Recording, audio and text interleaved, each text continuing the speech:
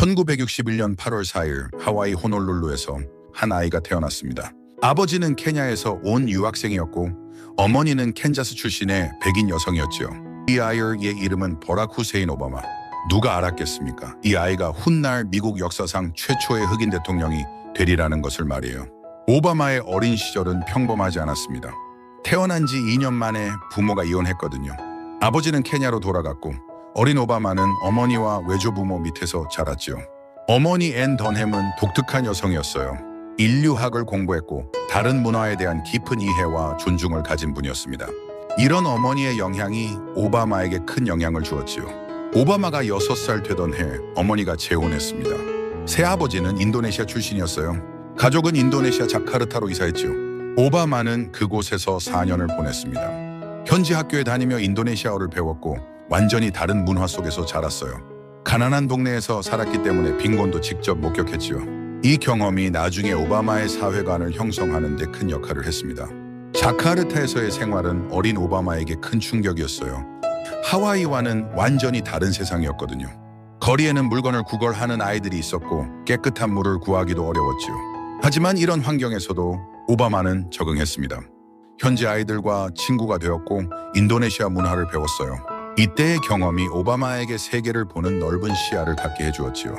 10살이 되었을 때 오바마는 다시 하와이로 돌아왔어요. 더 나은 교육을 받게 하려는 어머니의 결정이었죠. 하와이에서 오바마는 외조부모와 함께 살았습니다. 어머니는 인도네시아에 남아 연구를 계속했고요. 외할아버지는 가구 판매원이었고 외할머니는 은행에서 일했어요. 평범한 중산층 가정이었지요. 외조부모는 오바마를 무척 사랑했습니다. 외할아버지는 오바마에게 책을 많이 읽어주었고 외할머니는 매일 아침 오바마를 학교에 보내기 전에 꼭 아침을 챙겨주었어요. 하와이의 명문 사립학교 푸나우에 입학한 오바마는 총명한 학생이었습니다. 하지만 정체성 문제로 고민이 많았어요. 학교에 흑인 학생은 거의 없었고 아버지는 케냐에 있었죠. 자신이 누구인지 어디에 속하는지 혼란스러웠습니다. 오바마는 나중에 자서전에서 이 시기를 솔직하게 고백했어요. 방황했고 때로는 잘못된 선택도 했다고 말이죠. 청소년기 오바마에게 농구는 큰 위안이었습니다. 학교 농구팀에서 열심히 뛰었어요. 비록 스타 선수는 아니었지만 팀워크와 끈기를 배웠지요. 농구 코트에서 오바마는 자신감을 찾았고 친구들과 어울리며 소속감을 느꼈습니다. 평생 농구를 사랑하게 된 것도 이때부터였어요. 지금도 오바마는 농구를 즐겨본다고 하지요. 고등학교 시절 오바마는 케냐에 있는 아버지를 한 번 만났습니다. 10살 이후 처음 보는 아버지였어요. 한 달 동안 함께 지냈지만 어색했지요. 아버지는 오바마가 상상했던 것과는 달랐습니다. 술을 많이 마셨고 자신의 삶에 대한 실망감이 가득했어요. 하지만 이 만남은 오바마에게 중요한 의미가 있었습니다. 자신의 뿌리를 확인하고 아버지라는 존재에 대해 생각해 볼 수 있었거든요. 1979년 고등학교를 졸업한 오바마는 로스앤젤레스의 옥시덴탈 칼리지에 진학했습니다. 여기서 오바마는 처음으로 정치에 관심을 갖기 시작했어요. 남아프리카의 인종차별 정책에 반대하는 학생운동에 참여했지요. 처음으로 공개 연설도 했는데 떨리는 목소리로 정의에 대해 이야기했다고 해요. 그때 오바마는 깨달았습니다. 말의 힘을 그리고 사람들을 움직일 수 있는 자신의 능력을요. 2년 후 오바마는 뉴욕의 컬럼비아 대학으로 편입했습니다. 정치학을 전공하며 열심히 공부했어요. 뉴욕에서 오바마는 검소하게 살았지요. 작은 아파트에서 혼자 지내며 학업에 집중했습니다. 이 시기 오바마는 많은 책을 읽었어요. 철학, 역사, 정치 이론, 특히 마틴 루터 킹, 간디, 넬슨 만델라 같은 지도자들의 이야기에 큰 감명을 받았지요. 1982년 오바마에게 충격적인 소식이 전해졌습니다. 케냐에 있던 아버지가 교통사고로 세상을 떠난 거예요. 오바마는 복잡한 감정에 휩싸였지요. 거의 만나지 못한 아버지였지만 그래도 아버지였으니까요. 이 사건은 오바마에게 자신의 정체성에 대해 더욱 깊이 생각하게 만들었습니다. 1983년 컬럼비아 대학을 졸업한 오바마는 뉴욕에서 직장을 구했어요. 처음에는 금융 관련 회사에서 일했지요. 하지만 오바마는 만족하지 못했습니다. 돈을 버는 것보다 더 의미 있는 일을 하고 싶었거든요. 그래서 1년 정도 일한 후 그만두고 지역사회를 돕는 일을 찾기 시작했어요. 1985년 오바마는 시카고로 갔습니다. 그곳에서 지역사회 조직가로 일하기 시작했지요. 시카고 남부의 가난한 흑인 지역에서 주민들을 돕는 일이었어요. 일자리를 잃은 사람들, 형편없는 주거 환경에서 사는 사람들을 위해 일했습니다. 오바마는 주민들을 만나고 그들의 이야기를 들었어요. 그들의 문제를 해결하기 위해 정부와 협상하고 주민들을 조직했지요. 시카고에서의 3년은 오바마의 인생에서 매우 중요한 시기였습니다. 여기서 그는 진짜 미국을 배웠어요. 책에서 읽었던 불평등과 빈곤을 직접 목격했지요. 하루하지만 동시에 희망도 보았습니다. 어려운 환경에서도 포기하지 않고 더 나은 삶을 위해 노력하는 사람들을요. 오바마는 이들로부터 많은 것을 배웠습니다. 끈기, 공동체의 힘, 그리고 작은 변화도 의미가 있다는 것을요. 시카고에서 일하면서 오바마는 깨달았어요. 더 큰 변화를 만들기 위해서는 법과 정치를 배워야 한다는 것을요. 그래서 1988년 오바마는 하버드 로스쿨에 지원했습니다. 그리고 합격했지요. 하버드 로스쿨은 미국 최고의 법학대학원이었어요. 전국에서 가장 똑똑한 학생들이 모이는 곳이었지요. 하버드에서 오바마는 뛰어난 성적을 거두었습니다. 법학을 공부하면서 그의 분석력과 논리적 사고가 더욱 발전했어요. 그리고 1990년 오바마는 역사를 만들었습니다. 하버드로 리뷰의 편집장으로 선출된 거예요. 하버드로 리뷰는 미국에서 가장 권위 있는 법학 저널이었지요. 그런데 창간 이래 114년 만에 처음으로 흑인 편집장이 탄생한 겁니다. 이 소식은 전국적인 뉴스가 되었어요. 많은 언론이 오바마를 주목하기 시작했지요. 하버드에서 공부하던 중 오바마는 시카고로 돌아가는 여름마다 법률사무소에서 인턴으로 일했습니다. 1989년 여름 그곳에서 운명적인 만남이 있었어요. 미셸 로빈슨이라는 변호사를 만난 거지요. 미셸은 시카고 남부 출신의 똑똑하고 능력 있는 변호사였습니다. 프린스턴 대학과 하버드 로스쿨을 졸업한 엘리트였지요. 오바마는 미셸에게 첫눈에 반했다고 해요. 하지만 미셸은 처음에 오바마에게 관심이 없었습니다. 자신의 멘티로 온 인턴과 데이트를 할 생각이 없었거든요. 게다가 오바마의 이름도 이상했고 배경도 특이했지요. 하지만 오바마는 포기하지 않았어요. 계속 데이트 신청을 했고 결국 미셸이 마음을 열었습니다. 그러나서 두 사람은 사랑에 빠졌어요. 함께 영화를 보고 시카고 거리를 걸으며 미래에 대해 이야기했지요. 1991년 오바마는 하버드 로스쿨을 우수한 성적으로 졸업했습니다. 많은 명문 법률 회사에서 오바마를 원했어요. 엄청난 연봉을 제시하는 곳도 있었지요. 하지만 오바마는 다른 선택을 했습니다. 시카고로 돌아가 민원 소송을 다루는 작은 법률 회사에 취직한 거예요. 돈보다 의미를 선택한 것이지요. 시카고로 돌아온 오바마는 미셸과의 관계를 이어갔습니다. 1992년 두 사람은 결혼했어요. 결혼식은 소박했지만 따뜻했지요. 가족과 친한 친구들만 초대했습니다. 미셸의 가족은 오바마를 따뜻하게 받아들였어요. 특히 미셸의 아버지는 오바마를 아들처럼 대해주었지요. 결혼 후 오바마는 변호사 일과 함께 다른 활동도 시작했습니다. 시카고 대학에서 헌법을 가르치기 시작한 거예요. 학생들은 오바마의 수업을 좋아했습니다. 복잡한 법률 개념을 쉽게 설명했고 학생들과 활발하게 토론했거든요. 오바마는 훌륭한 교수였어요. 1995년 오바마에게 또 다른 슬픔이 찾아왔습니다. 어머니가 난소암으로 세상을 떠난 거예요. 오바마는 어머니를 무척 사랑했고 존경했지요. 어머니는 오바마에게 열린 마음과 타인에 대한 공감을 가르쳐준 분이었습니다. 어머니의 죽음은 오바마에게 큰 충격이었지만 동시에 삶에 대해 다시 생각하게 만들었어요. 의미 있는 삶을 살아야겠다는 결심을 더욱 굳건히 한 것이죠. 같은 해 오바마는 자서전 내 아버지로부터의 꿈을 출간했습니다. 이 책에서 오바마는 자신의 정체성 찾기 여정을 솔직하게 털어놓았어요. 케냐로 가서 아버지의 흔적을 찾았던 이야기, 자신이 누구인지 알아가는 과정을 담았죠. 책은 큰 주목을 받지는 못했지만 오바마의 진솔함이 인상적이었다고 평가받았습니다. 1996년 오바마는 정치에 본격적으로 뛰어들었습니다. 일리노이주 상원의원에 출마한 거예요. 선거운동은 쉽지 않았지요. 자금도 부족했고 오바마는 정치 신인이었으니까요. 하지만 오바마는 발로 뛰었습니다. 집집마다 방문하고 사람들을 만나고 그들의 이야기를 들었어요. 가르시아 그리고 자신의 비전을 이야기했죠. 교육 개선, 의료보험 확대, 일자리 창출. 사람들은 오바마의 진정성에 감동했습니다. 선거 결과 오바마가 당선되었어요. 주 상원 의원으로서 오바마는 열심히 일했습니다. 여러 법안을 발의하고 다른 의원들과 협력했어요. 특히 형사사법 개혁에 힘썼지요. 경찰의 신문 과정을 녹화하도록 하는 법을 통과시켰는데 이것은 무고한 사람들이 억울하게 처벌받는 것을 막기 위한 것이었습니다. 오바마는 공화당 의원들과도 잘 협력했어요. 이념이 다르더라도 대화하고 타협할 수 있다는 것을 보여준 거지요. 1998년과 2000년 오바마와 미셸 사이에 두 딸이 태어났습니다. 말리아와 사샤였어요. 오바마는 아버지가 되면서 더욱 책임감을 느꼈습니다. 아이들에게 더 나은 세상을 물려주고 싶었거든요.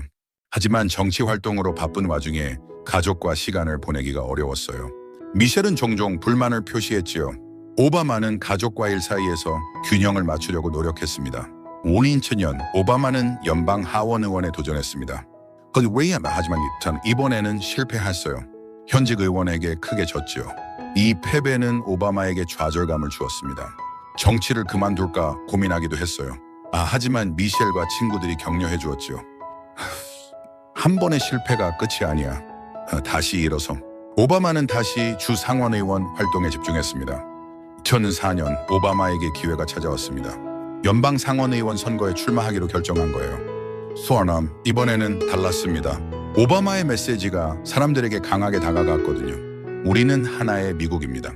흑인의 미국도, 백인의 미국도, 라틴의 미국도 아닙니다. 우리는 미합 중국입니다. 이 메시지는 많은 사람들의 마음을 움직였어요. 2004년 7월 오바마는 민주당 전당대회에서 기조연설을 하게 되었습니다. 이것은 엄청난 기회였어요. 전국에 생중계되는 연설이었으니까요. 그날 밤 오바마는 연단에 섰습니다. 그리고 17분간 열정적으로 연설했지요. 두려움이 아니라 희망을 선택합시다. 분열이 아니라 통합을 선택합시다. 오바마의 연설은 전국을 감동시켰습니다. 연설이 끝나자 기립박수가 쏟아졌어요. 그날 밤 이후 오바마는 하루아침에 유명인사가 되었습니다. 전국의 언론이 그를 주목했지요. 민주당에 떠오르는 별, 미래의 대통령 후보라는 말들이 나왔어요. 하지만 오바마는 침착했습니다. 아직 상원의원 선거도 안 끝났는데 너무 앞서가지 맙시다 라고 말했지요. 2004년 11월 오바마는 일리노이주 연방 상원의원 선거에서 압도적인 표차로 승리했습니다. 전체 투표의 70%를 얻었어요. 이것은 놀라운 성과였지요. 오바마는 미국 역사상 5번째 흑인 연방 상원의원이 되었습니다. 워싱턴 DC로 간 오바마는 상원의원으로서 성실하게 일했습니다. 여러 위원회에서 활동하며 법안을 발의했어요. 특히 핵무기 확산 방지와 투명한 정부에 관심이 많았지요. 오바마는 공화당 의원들과도 협력했습니다. 리처드 루가 상원의원과 함께 핵무기 안전 관련 법안을 통과시켰어요. 하지만 오바마의 눈은 더 큰 무대를 향하고 있었습니다. 2005년과 2006년 많은 사람들이 오바마에게 대통령 선거 출마를 권유했어요. 처음에 오바마는 망설였습니다. 상원의원이 된 지 2년밖에 안 됐는데 대통령 선거에 나간다는 것이 무리라고 생각했거든요. 게다가 미셸은 반대했어요. 가족과 더 많은 시간을 보내길 원했지요. 하지만 2006년 말 오바마는 결심했습니다. 대통령 선거에 도전하기로요. 미셸을 설득했고 미셸도 결국 동의했어요. 당신이 진심으로 원한다면 해봐요. 하지만 이번 한 번뿐이에요 라고 말했죠. 2007년 2월 오바마는 일리노이주 스프링필드에서 출마 선언을 했습니다. 에이브러햄 링컨이 정치를 시작했던 바로 그곳에서요. 대통령 예비 선거는 치열했습니다. 민주당 내에서 가장 강력한 후보는 힐러리 클린턴이었어요. 빌 클린턴 전 대통령의 부인이자 뉴욕주 상원의원이었죠. 힐러리는 경험도 많고 자금도 풍부했으며 전국적인 조직도 갖추고 있었습니다. 대부분의 전문가들은 힐러리가 쉽게 이길 거라고 예상했어요. 하지만 오바마는 다른 방식으로 싸웠습니다. 초기부터 인터넷과 소셜미디어를 적극 활용했어요. 젊은이들의 열정을 불러일으켰지요. 오바마의 선거 구호는 Yes We Can이었습니다. 변화를 원하는 사람들의 마음을 사로잡았어요. 특히 이라크 전쟁에 대한 오바마의 입장이 주목받았습니다.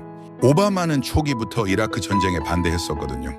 2008년 1월 아이오와에서 첫 번째 코커스가 열렸습니다. 모두가 힐러리의 승리를 예상했지요.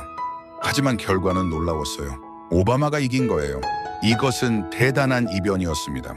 아이오와는 백인이 대부분인 주였는데 흑인 후보가 승리한 거거든요. 이 승리로 오바마는 진지한 후보로 인정받기 시작했습니다. 그 후 예비 선거는 롤러코스터 같았어요. 오바마가 이기는 주도 있었고 힐러리가 이기는 주도 있었지요. 두 후보는 전국을 돌아다니며 유권자들을 만났습니다. 텔레비전 토론회도 여러 차례 열렸어요.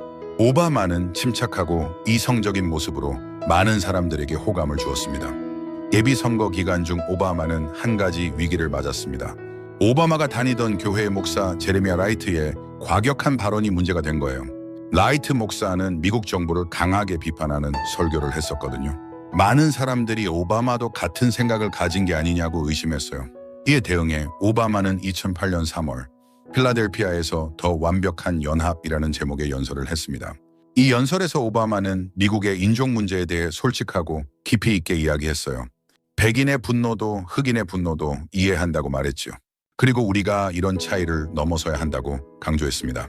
이 연설은 많은 사람들에게 깊은 인상을 남겼어요. 오바마의 지적 깊이와 진정성을 보여준 순간이었죠. 예비선거는 6월까지 계속되었습니다. 마지막까지 팽팽했지만 결국 오바마가 승리했어요. 힐러리는 패배를 인정하고 오바마를 지지했죠. 오바마는 민주당 대통령 후보가 되었습니다. 미국 역사상 최초의 흑인 대통령 후보였어요. 본선에서 오바마의 상대는 공화당의 존 맥케인이었습니다. 맥케인은 베트남 전쟁 연궁이자 오랜 정치 경력을 가진 상원 의원이었어요. 나이는 72로 47살인 오바마보다 25살이나 많았죠. 맥케인은 경험을 강조했습니다. 오바마는 너무 젊고 경험이 없다고 말했어요. 하지만 2008년은 변화의 해였습니다. 경제가 큰 어려움을 겪고 있었거든요. 그해 9월 리먼 브라더스라는 대형 투자은행이 파산했어요. 금융위기가 시작된 거죠. 수많은 사람들이 일자리를 잃었고 집을 빼앗겼습니다. 사람들은 변화를 원했어요. 오바마의 Change라는 메시지가 강하게 다가왔죠. 선거 운동 기간 동안 오바마는 놀라운 조직력을 보여주었습니다. 전국에 수백만 명의 자원봉사자가 있었고 작은 액수를 기부한 사람들이 수백만 명이었어요. 인터넷을 통한 모금이 특히 성공적이었죠. 오바마 캠프는 역사상 가장 많은 선거 자금을 모았습니다. 2008년 11월 4일 선거일이 왔습니다. 전국의 투표소에 긴 줄이 늘어섰어요. 특히 젊은 유권자들과 소수민족의 투표율이 높았죠. 저녁이 되자 개표 결과가 나오기 시작했습니다. 오바마가 앞서고 있었어요. 밤 11시 서부 해안의 투표소가 닫히면서 결과가 확정되었습니다. 버락 오바마가 미국의 제44대 대통령으로 당선된 거예요. 그날 밤 시카고의 그랜트파크에 수십만 명의 사람들이 모였습니다. 오바마의 승리 연설을 듣기 위해서요. 오바마가 무대에 오르자 환호성이 터져 나왔어요. 많은 사람들이 눈물을 흘렸지요. 특히 나이든 흑인들은 감격의 눈물을 쏟았습니다. 평생 이런 날이 올 줄 몰랐다고 했어요. 오바마는 침착한 목소리로 연설을 시작했습니다. 만약 아직도 미국에서 모든 것이 가능한지 의심하는 사람이 있다면 오늘 밤이 그 답입니다. 그는 계속 말했어요. 우리의 이 여정은 길고 어려울 것입니다. 하지만 우리는 함께 갈 것입니다. Yes, we can. 그의 연설은 전 세계로 중계되었어요. 케냐의 오바마 아버지 고향 마을에서는 사람들이 밤새 축제를 벌였지요. 2009년 1월 20일 오바마의 취임식이 열렸습니다. 워싱턴 DC에 200만 명이 넘는 사람들이 모였어요. 미국 역사상 가장 많은 사람들이 모인 취임식이었지요. 추운 겨울 날씨에도 사람들은 새벽부터 자리를 잡았습니다.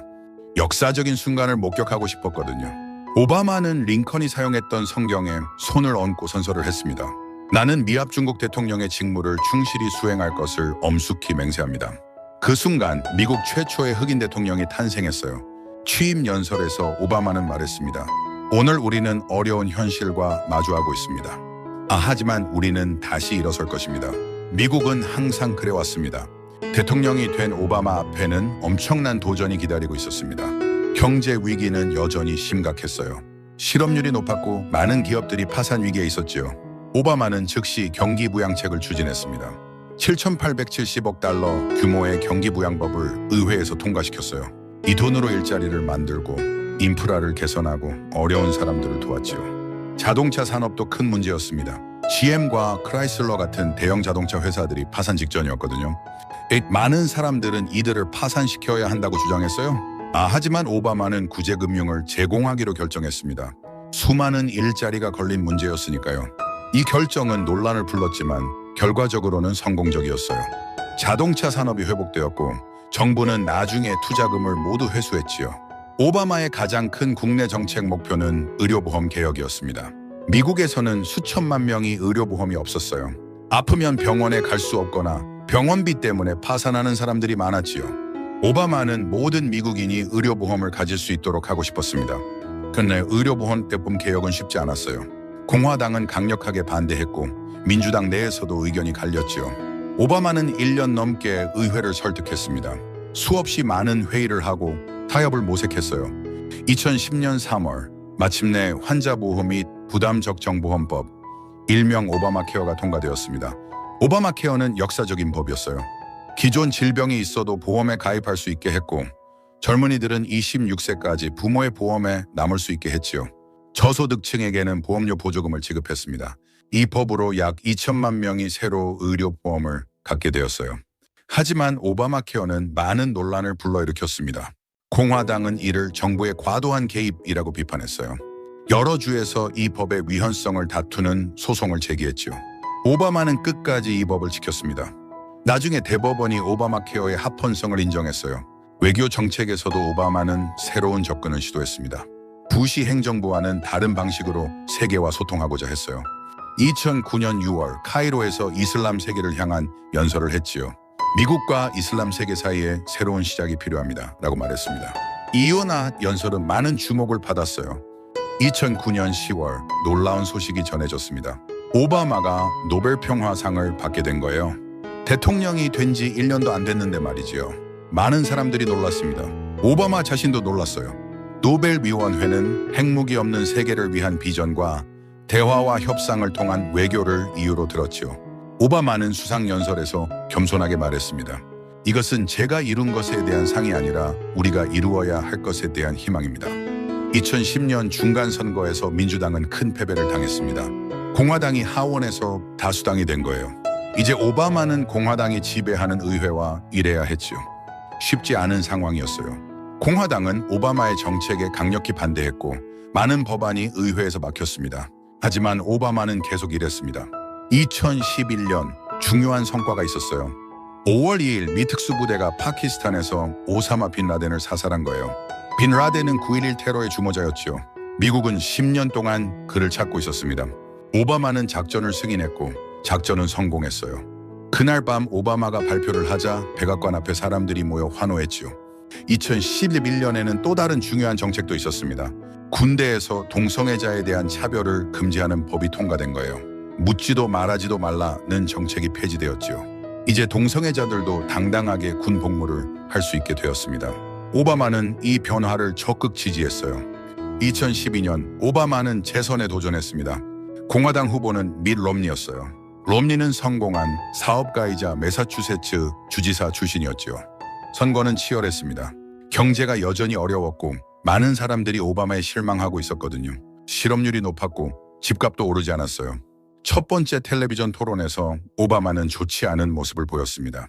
피곤해 보였고 공격적이지도 않았어요. 많은 사람들이 롬니가 이겼다고 생각했지요. 오바마 지지자들은 걱정했습니다. 하지만 두 번째와 세 번째 토론에서 오바마는 달라졌어요. 날카롭고 자신감 있는 모습으로 롬니에 맞섰지요. 선거 캠페인에서 오바마는 자신의 업적을 강조했습니다. 경제가 회복되고 있다는 것, 오바마 케어로 수백만 명이 보험을 갖게 되었다는 것, 빈 라덴을 제거했다는 것, 그리고 forward, 즉 앞으로라는 슬로건을 내세웠어요. 계속 전진해야 한다는 메시지였지요. 2012년 11월 6일 선거 결과가 나왔습니다. 오바마가 재선에 성공한 거예요. 득표수와 선거인단 모두에서 롬니를 이겼지요. 오바마는 두 번째 임기를 맡게 되었습니다. 승리 연설에서 오바마는 말했어요. 미국의 가장 좋은 날들은 여전히 우리 앞에 있습니다. 두 번째 임기에 오바마는 더욱 대담했습니다. 의회가 협조하지 않으면 행정명령을 사용했어요. 2012년 6월 오바마는 추방유예라는 정책을 발표했습니다. 어린 시절 불법으로 미국에 온 이민자들을 추방하지 않겠다는 거예요. 이들은 미국에서 자랐고 미국을 고향으로 여기는 사람들이었지요. 이 결정으로 약 80만 명이 혜택을 받았습니다. 2013년에는 총기 규제 문제가 크게 대두되었습니다. 그해 초 코네티컷의 샌디옥 초등학교에서 끔찍한 총기 난사 사건이 일어났어요. 20명의 어린이와 6명의 성인이 죽었지요. 오바마는 눈물을 흘리며 기자회견을 했습니다. 총기 규제를 강화하겠다고 약속했어요. 하지만 총기 규제 법안은 의회에서 통과되지 못했습니다. 공화당과 총기 로비의 반대가 컸거든요. 오바마는 깊이 실망했어요. 하지만 포기하지 않았죠. 행정명령을 통해 할 수 있는 최대한의 조치를 취했습니다. 2013년 6월 오바마는 기후변화 대응 계획을 발표했습니다. 석탄 발전소의 탄소 배출을 줄이고 재생에너지를 늘리는 내용이었어요. 기후변화는 오바마에게 중요한 문제였습니다.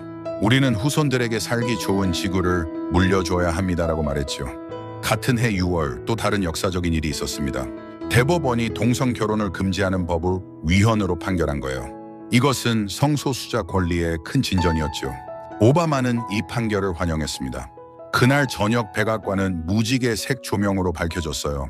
성소수자 인권의 상징인 무지개를 표현한 것이었죠. 2014년 오바마는 쿠바와의 관계 개선을 발표했습니다. 미국과 쿠바는 50년 넘게 외교 관계가 단절되어 있었어요. 넷은 냉전의 유산이었죠. 오바마는 이제 변화가 필요하다고 생각했습니다. 대사관을 다시 열고 여행 제한을 완화했어요. 2016년에는 미국 대통령으로는 88년 만에 쿠바를 방문하기도 했지요. 외교 정책에서 오바마의 가장 큰 성과는 이란 핵 협상이었습니다. 이란은 핵무기를 개발하고 있다는 의혹을 받고 있었어요. 이것은 중동과 전 세계의 안보를 위협하는 일이었죠. 오바마는 전쟁이 아니라 협상으로 이 문제를 해결하고자 했습니다. 수년간의 어려운 협상 끝에 2015년 7월 이란 핵 합의가 이루어졌어요. 이란은 핵 개발을 중단하고 대신 경제 제재가 해제되는 내용이었죠. 이 합의는 많은 논란을 불러일으켰습니다. 이스라엘과 공화당은 강력히 반대했어요. 이란을 믿을 수 없다는 거였죠. 하지만 오바마는 확고했습니다. 전쟁이 아니라 외교로 문제를 해결하는 것이 옳습니다. 라고 말했어요. 국내에서는 인종 문제가 다시 불거졌습니다. 2014년 미주리주 퍼거슨에서 경찰이 비무장 흑인 청년을 총으로 쏜 사건이 일어났어요. 이 사건을 계기로 Black Lives Matter, 즉 흑인의 생명도 중요하다는 운동이 시작되었죠. 전국 곳곳에서 시위가 일어났습니다. 비슷한 사건들이 계속 발생했고 인종 간 긴장이 높아졌어요. 오바마는 어려운 입장에 있었습니다.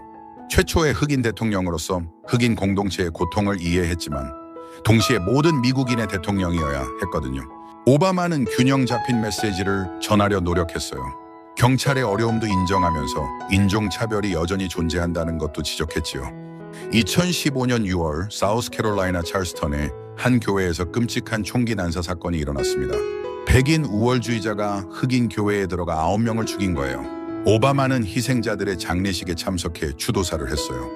연설의 마지막에 오바마는 Amazing Grace를 부르기 시작했습니다. 청중들도 함께 노래를 불렀지요. 슬픔 속에서도 희망을 잃지 않겠다는 메시지였습니다. 2015년은 또 다른 이유로도 기억에 남는 해입니다. 오바마 케어가 대법원의 두 번째 도전을 이겨낸 거예요. 대법원은 오바마 케어가 합헌이라고 다시 한번 판결했지요. 오바마는 안도했습니다. 자신의 가장 큰 업적이 지켜진 거니까요. 2016년은 오바마의 마지막 해였습니다. 대통령으로서 할 수 있는 일들을 마무리해야 했어요. 3월에는 쿠바를 방문했고 5월에는 히로시마를 방문했죠.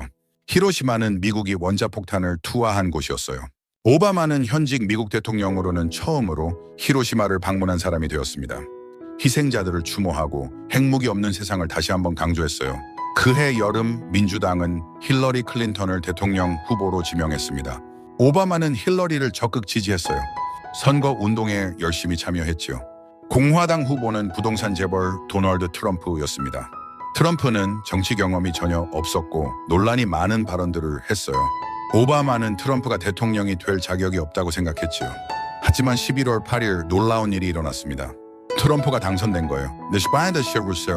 대부분의 여론조사가 힐러리의 승리를 예측했는데 결과는 달랐지요. 오바마는 충격을 받았습니다. 하지만 전통을 지켰어요.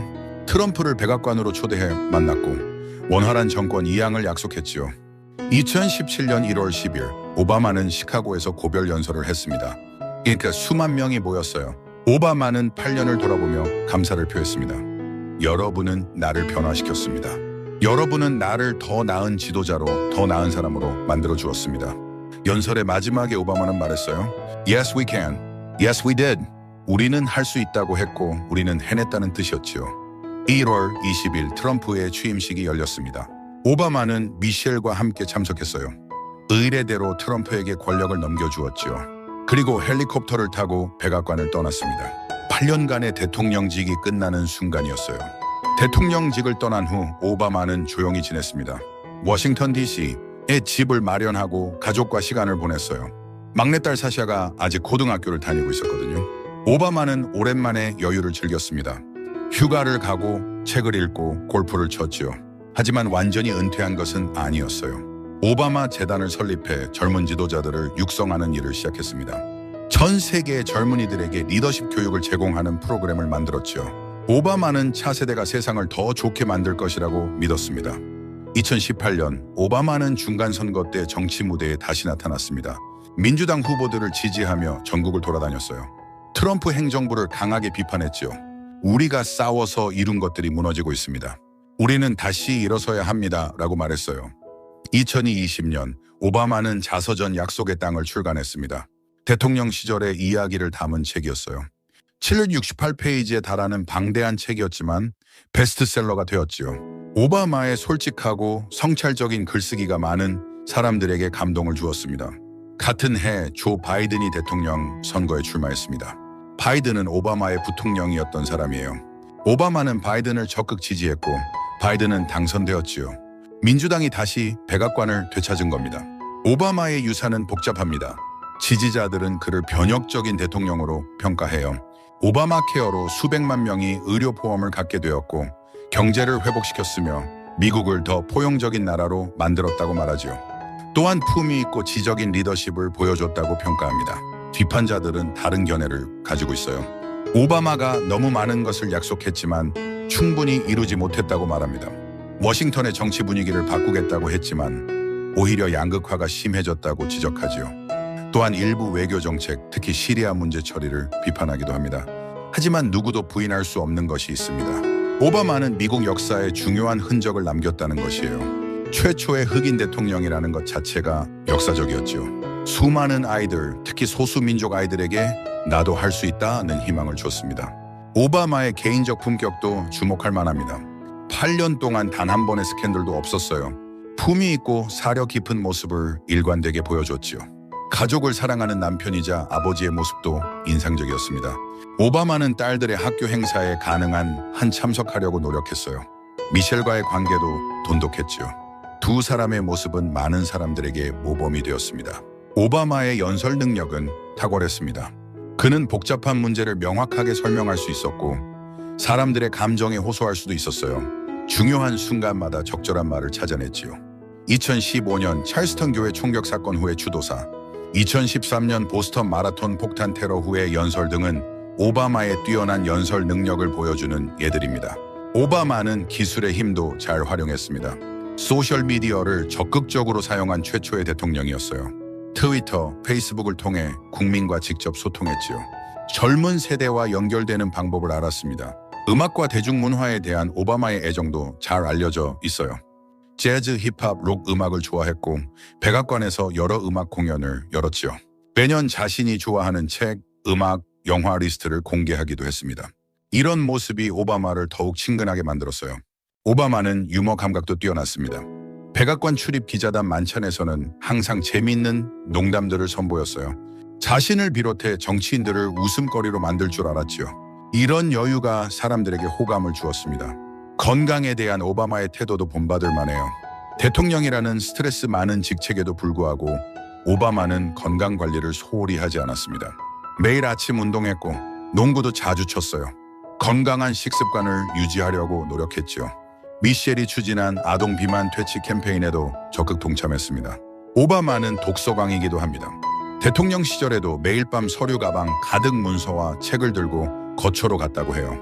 새벽까지 읽고 공부했지요. 소설도 즐겨 읽었습니다. 오바마는 책이 공감 능력을 키워준다고 믿었어요. 책을 읽으면 다른 사람의 입장이 되어볼 수 있습니다. 라고 말했지요. 오바마의 침착함도 인상적이었습니다. 위기 상황에서도 감정을 잃지 않았어요. 2011년 오사마 빈 라덴 작전 때도 차분하게 상황을 지켜봤다고 합니다. 급하게 결정을 내리지 않고 여러 의견을 듣고 신중하게 판단했어요. No 드라마 오바마, 즉 드라마 없는 오바마라는 별명이 붙을 정도였지요. 하지만 오바마도 완벽하지는 않았습니다. 때로는 너무 신중해서 결단력이 부족하다는 비판도 받았어요. 또한 의회와의 관계가 원활하지 못했지요. 공화당뿐 아니라 민주당 의원들과도 종종 마찰이 있었습니다. 일부에서는 오바마가 너무 고고하고 다른 정치인들과 개인적 관계를 쌓는 데 소홀했다고 비판했어요. 시리아 내전 대응도 논란거리입니다. 오바마는 시리아 정부가 화학 무기를 사용하면 군사 개입하겠다고 경고했어요. 레드라인이라고 불렸죠. 하지만 실제로 화학 무기가 사용되었을 때 오바마는 군사 행동을 하지 않았습니다. 많은 사람들이 이것을 미국의 신뢰를 떨어뜨린 실수라고 봤죠. 드론 공격 사용도 비판받았습니다. 오바마 행정부는 테러리스트를 제거하기 위해 드론을 많이 사용했어요. 이 과정에서 민간인 피해도 있었지요. 인권단체들은 이를 강하게 비판했습니다. 국내 감시 프로그램도 문제가 되었어요. 2013년 에드워드 스노든이 NSA의 대규모 감시 프로그램을 폭로했지요. 정부가 미국인들의 전화와 이메일을 광범위하게 감시하고 있었다는 겁니다. 오바마는 이것이 안보를 위해 필요하다고 주장했지만 많은 사람들이 프라이버시 침해라고 비판했어요. 이민 문제에서도 오바마는 양쪽으로부터 비판받았습니다. 진보 진영은 오바마가 추방을 너무 많이 했다고 비판했어요. 반면 보수 진영은 불법 이민자들에게 너무 관대하다고 비판했죠. 이민 개혁 법안을 통과시키지 못한 것도 오바마의 아쉬운 점으로 꼽힙니다. 그럼에도 불구하고 오바마의 전반적인 평가는 긍정적입니다. 특히 시간이 지날수록 오바마에 대한 향수가 커지고 있어요. 트럼프 행정부의 혼란스러운 4년을 겪으면서 많은 사람들이 오바마의 안정적이고 품위 있는 리더십을 그리워하게 되었지요. 오바마가 이룬 구체적인 성과들을 살펴볼까요? 경제 측면에서 오바마는 2009년 취임 당시에 경제 위기를 극복했습니다. 실업률은 10%에서 4년 7%로 떨어졌어요. 주식시장은 역사상 최고치를 기록했지요. 자동차 산업도 회복되었고 부동산 시장도 안정을 찾았습니다. 오바마 케어는 약 2천만 명에게 의료보험을 제공했어요. 기존 질병에 있는 사람들도 보험에 가입할 수 있게 되었죠. 보험 없이 사는 미국인의 비율이 역사상 최저치를 기록했습니다. 환경 분야에서도 중요한 진전이 있었어요. 2015년 파리기후 협정을 이끌어냈고 청정에너지 투자를 대폭 늘렸죠. 탄소 배출도 줄었습니다. 교육 개선에도 힘썼어요. 대학 등록금 지원을 늘렸고 유아교육 프로그램을 확대했지요. 우한 학자금 대출 제도도 개선했습니다. 그러나 여성과 소수자 권리도 신장되었어요. 동성 결혼이 합법화되었고 동성애자의 군 복무 차별이 폐지되었죠. 여성 임금 차별을 줄이는 법도 통과시켰습니다. 외교적으로는 이란 핵협정, 쿠바 관계 정상화, 파리 기후 협정 등의 성과가 있었어요. 동맹국들과의 관계도 강화했지요. 오바마가 대통령직을 떠난 지 이제 여러 해가 지났습니다. 그동안 오바마는 여전히 영향력 있는 목소리를 내고 있어요. 중요한 이슈에 대해 발언하고 민주당의 방향을 제시하며 젊은 지도자들을 육성하고 있지요. 미셸 오바마도 활발하게 활동하고 있습니다. 2018년 자서전 비커밍을 출간했는데 엄청난 베스트셀러가 되었어요. 전 세계적으로 1,000만 부 이상 팔렸지요. 미셸은 여성교육, 건강한 식습관, 군인 가족 지원 등의 일을 계속하고 있습니다. 두 딸 말리아와 사시아도 잘 자랐어요. 말리아는 하버드 대학을 졸업했고 사시아는 명문 대학에 다니고 있지요. 오바마 부부는 딸들이 정상적인 삶을 살 수 있도록 노력했습니다. 백악관에서도 가능한 한 평범하게 자라도록 배려했어요. 오바마는 지금 60대 초반입니다. 여전히 젊고 활기차지요. 앞으로도 오랫동안 공적인 영역에서 활동할 것으로 보입니다. 직접 정치에 나서지는 않더라도 조언자이자 영감을 주는 인물로서 역할을 계속할 거예요. 오바마의 삶을 돌아보면 정말 놀라운 여정이었습니다. 케냐인 아버지와 캔자스 출신 어머니 사이에서 태어나 하와이와 인도네시아에서 자라고 정체성 문제로 고민하던 젊은이가 미국 대통령이 되었으니까요. 미국에서만 가능한 이야기라고 오바마 자신이 말했지요. 오바마는 노력의 중요성을 보여줬습니다. 뛰어난 재능도 있었지만 끊임없이 노력하고 공부했어요. 하버드 로스쿨에서도 정치인으로서도 항상 최선을 다했지요. 성공의 지름길은 없습니다. 열심히 일하고 준비하고 실패해서 배워야 합니다. 라고 오바마는 말했습니다. 오바마는 공감의 중요성도 강조했어요. 다른 사람의 입장이 되어보는 것, 그것이 제가 어머니에게서 배운 가장 중요한 것입니다. 라고 말했죠. 이런 공감 능력이 오바마를 좋은 지도자로 만들었습니다. 희망의 메시지도 오바마의 중요한 유산이에요. 변화하는 가능합니다. 우리가 함께 노력한다면요. 이 메시지는 많은 사람들에게, 특히 젊은이들에게 큰 영감을 주었지요. 세상을 더 나은 곳으로 만들 수 있다는 믿음을 심어준 겁니다. 오바마는 완벽하지 않았습니다. 실수도 했고 모든 약속을 지키지도 못했어요. 하지만 그는 정직하게 노력했고 품위를 지켰으며 미국의 가치를 대표하려고 애썼지요. 그리고 무엇보다 가능성을 보여줬습니다. 배경이나 피부색이 꿈을 가로막을 수 없다는 것을요. 오바마의 이야기는 계속됩니다. 비록 대통령직은 떠났지만 그의 영향력은 여전히 크지요. 그가 쓴 책들, 그가 하는 연설들, 그가 지원하는 젊은 지도자들을 통해 오바마의 유산은 이어질 것입니다. 여러분, 오바마의 이야기를 들으시면서 무엇을 느끼셨나요? 한 사람의 삶이 얼마나 많은 사람들에게 영향을 줄 수 있는지, 꿈을 포기하지 않는 것의 중요성, 그리고 희망의 힘을 느끼셨을 거예요. 오바마는 우리에게 보여줬습니다. 어려운 배경에서도 최고의 자리에 오를 수 있다는 것을, 품위와 지성으로 리더십을 발휘할 수 있다는 것을 말이죠. 버락 오바마, 그는 미국 역사에 영원히 기억될 인물입니다. 최초의 흑인 대통령이라는 것만으로도 역사적이지만 그 이상의 의미를 갖지요. 그는 희망의 상징이었고 변화의 대리인이었으며 더 나은 미국을 만들기 위해 노력한 지도자였습니다. 그의 삶과 업적은 앞으로도 오랫동안 연구되고 논의될 것입니다. Yes, we can. 우리는 할 수 있다는 그의 메시지는 여전히 울려 퍼지고 있습니다.